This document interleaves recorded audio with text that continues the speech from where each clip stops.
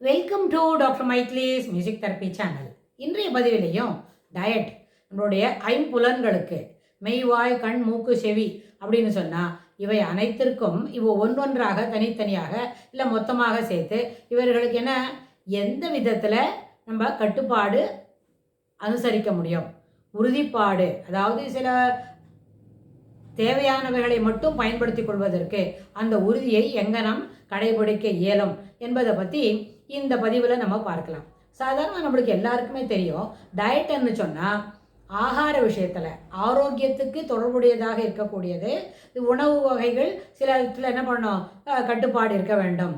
ரொம்ப ஒரு 40 வயசு தாண்டின பிறகு 3 விதமான வெள்ளை என்னது சர்க்கரை, சால்ட்டு, கார்போஹைட்ரேட் இதெல்லாம் சாப்பிட்றத குறைக்கணும். சிலவங்களுக்கு நீரிழிவு இருந்தால் கூட அவங்க சப்பாத்தி சாப்பிடாமல் இருக்கணும். ஏன்னு சொன்னால் அந்த கோதுமையில் இருக்கிற குளூட்டனே அதுக்கு சரியான எதிரியாக மாறிடும். அதனால் ரெகுலராக நம்ம இருக்கிற பிராந்தியத்தில் என்னெல்லாம் சுற்று வட்டாரத்தில் நம்ம சாப்பிட்றோமோ அதையே தொடர்ந்து நேரம் தவறாமல் சாப்பிட்ற பழக்கத்தை வச்சுனாலே நிறைய விதமான இன்டெஸ்டினல் ஆர்கன்ஸ்க்கு இருக்கே, உள்ளுக்குள்ளே இருக்கிறது சிலதெல்லாம் சரியாக வேலை செய்யலை. கல்லீரல், மண்ணீரல், கணையம், சிறுநீரகம் இதெல்லாம் வேலை செய்யலைன்னா அதற்கு எல்லாவற்றுக்கும் நேரத்தில் டிசிப்ளின், அதாவது காலம் தவறாமை அப்படின்னு ஒன்று இல்லை. அதை நம்ம கடைபிடித்தாலே பெரிய அளவில் நம்மளுக்கு என்ன இடையூறு வராமல், ஆரோக்கியத்திற்கு குறைபாடு வராமல் தவிர்த்து கொள்ள முடியும். ஆனால் இதெல்லாம் டயட்டில் சேர்த்திக்கன்னு சொன்னால், டயட் என்ன சொன்னாலே என்ன, தெரிவு செய்யப்பட்ட சிலவைகளை மட்டும் பயன்படுத்துவது, அது உணவு வகைகள், அதாவது சாப்பிட்றதுக்கு. ஆனால் அதே மாதிரி அந்த வாயில் சாப்பிட்றோன்னு சொன்னால் the same tongue is supportive to speak also. அப்போ என்ன செய்யலாம், ஒரு நாளைக்கு அந்த நாக்குக்கு சில ரெஸ்ட்ரிக்ஷன்ஸ் கொடுத்து அதுக்கு ஒரு டயட்டுன்னு சொன்னால் உணவு முழுங்கிறதுக்கு மட்டும் இல்லை. செவிக்கு உணவு என்னது, செய்திகள். கண்ணுக்கு உணவு என்னது, பார்க்கக்கூடிய விஷுவல்ஸ், அதாவது இயற்கை காட்சிகள், பொட்டானிக்கல் கார்டன், அதை பற்றி சென்ற பதிவில் பார்த்தோம். ஆனால் இதுவே கண்ணுக்கு ரொம்ப விருந்தளிக்கக்கூடிய விஷயங்கள் சொன்னால் இயற்கை காட்சிகள், அப்புறம் அதுபோல் அழகான பெயிண்டிங்ஸு, கார்விங்ஸு அதெல்லாம் நம்ம பார்க்குறோம். அது கண்ணுக்கு விருந்தளிக்கக்கூடியது. அதே மாதிரி அந்த கண்ணுக்கு இருக்கக்கூடிய விருந்தில் சிலதெல்லாம் விருந்தில்லை, அது மருந்த மாதிரி பயன்படுத்தணும், இதெல்லாமும் சரி. ஆனால் ஒரு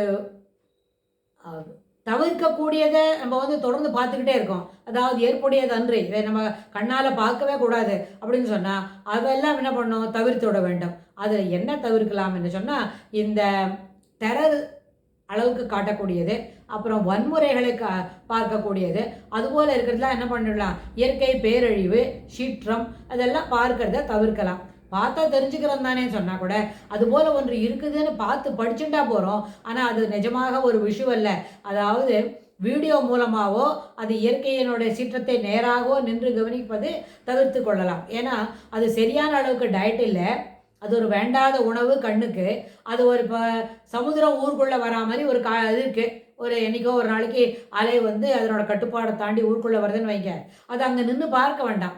ஏன் பார்க்கக்கூடாது அப்படின்னு சொன்னால், பார்த்தா தானே தெரியும் அப்படின்னு கேட்குற பிள்ளைங்களாம் இருக்காங்க. அடலசன்ஸில் ரொம்ப ஒரு ரஃப்பாக முரட்டுத்தனமாக பேசுகிற பிள்ளைங்களாம் கூட இருக்காங்க.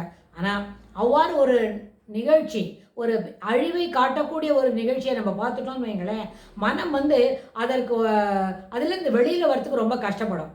Over the period that will be nagging in our mind. ஒரு நெகட்டிவ் தாட்ஸ் ஒரு அழிவை காட்டக்கூடியது மனதில் தொடர்ந்து அது என்ன, it is lingering over our thoughts அப்படின்னு சொன்னால் அது நம்மளோட பர்சனாலிட்டியை பெருமளவில் பாதிக்கும், நம்மளோட நடை பாவனையில் ஒரு கேடு விளைவிக்கும். அதனால் அத்தகைய அழிவு அழிவு காட்டக்கூடிய செய்திகளையும் செயல்களையும் இயற்கை பேரழிவுகளையும் காணாமல் இருப்பதே நல்லது. ஆனால் அதுபோல் ஒரு நிகழ்ந்திருக்கு அப்படின்னு நம்மளுக்கு ஒரு செய்தி தெரியுமா இருக்கும், அது அந்த செய்தியை பார்த்து தெரிஞ்சுக்கலாம். அப்பொழுது கூட அங்கே என்ன வேண்டாம், ஒரு விஷுவல் நம்மளுக்கு தேவையில்லாமல் இருக்கும். ஏன்னா சிங்கம் எப்படி அதனோட இரையை பிடிச்சி தின்னுறது அப்படின்றத பார்க்கணுன்றதை காட்டிலும் அது இதெல்லாம் இரையை இப்படிலாம் பிடிச்சி தின்னும். அது எப்போ பசிக்கிறதோ அப்போ தான் காட்டில் இறங்கி இதான சின்ன சைஸில் மிருகம் கிடைக்கிறதா, ஆடு அதுபோல் கிடைக்கிறதா அப்படின்னு சொல்லி பார்த்துக்கிட்டு போகும் அப்படின்னு சொல்லி அந்த மாதிரி விஷயத்தை டெக்ஸ்டுவலாக அதை நம்ம தெரிஞ்சுட்டா போகிறோம். அதை ரியலாக விஷுவலாக பார்க்க வேண்டிய அவசியம் இல்லை. ஏன் பார்க்க வேண்டாம்னு சொன்னால், அத்தகைய ஒரு காணொளி நம்மளுக்கு என்ன செய்யணும்னு கேட்டால் மனதில் மாறாத ஒரு வடுவை காட்டித்தரும். அந்த வடு இருந்துகிட்டே இருக்கும். அந்த ஊண்டு ஈலாகவே ஆகாது. புண்ணுன்னு சொன்னால் அது என்ன செய்யணும், அதுக்கு பொறுக்கு தட்டணும், அதில் இருக்கணும் குறைந்தது என்ன அது ஸ்வஸ்தமாயிட்டே வரணும். ஊண்டு வந்து நம்மளோட அதனோட ரணத்தை ஆத்திக்கணும். ஆனால் இதுபோல் ஒரு எண்ண ஓட்டங்களில் தொடர்ந்து இருந்துகிட்டே இருந்தால் அந்த ரணம் பார்த்ததோட அந்த வேகம் அதில் இருக்கிற அந்த இருக்கேன் நெகட்டிவ் ஆஸ்பெக்ட்ஸ் அது நம்மளுடைய அந்த ரணம் ஆறவே ஆறாது. அதனால தான் கண்ணுக்கு டயட் என்ன, இனிமையான நிகழ்ச்சிகளையும் இனிமையான செயல்பாடுகளையும் மட்டுமே பார்ப்பது, அதுதான் ஆரோக்கியத்துக்கு ஏற்புடையது. ஆனால் இதுபோல் இருந்தால் பார்த்தா என்ன ஆகும்னா, சில நேரத்தில் பார்த்து விட்றோமே அப்படின்னா அதுலேருந்து நம்ம மனதிலேருந்து அந்த மறைவதற்கு வெகு நாட்கள் பிடிக்கும். அது வரைக்கும் நம்மளோட பர்சனாலிட்டியில் ரொம்ப மாறுதல் இருக்கும். அதை தவிர்க்கணும்னு சொன்னால் இந்த அளவில் கண்ணுக்கு டயட்டு, இனிமையான நிகழ்ச்சிகளும் இனிமையான இயற்கை காட்சிகளுமே அப்படின்னு சொல்லி நம்ம இந்த பதிவை நம்ம நிறைவு செய்கிறோம். இதுக்கு தொடர்புடைய செய்திகளை வரப்போகிற பகுதிகளிலும் பார்க்கலாம். தேங்க்ஸ் ஃபார் வாட்சிங்.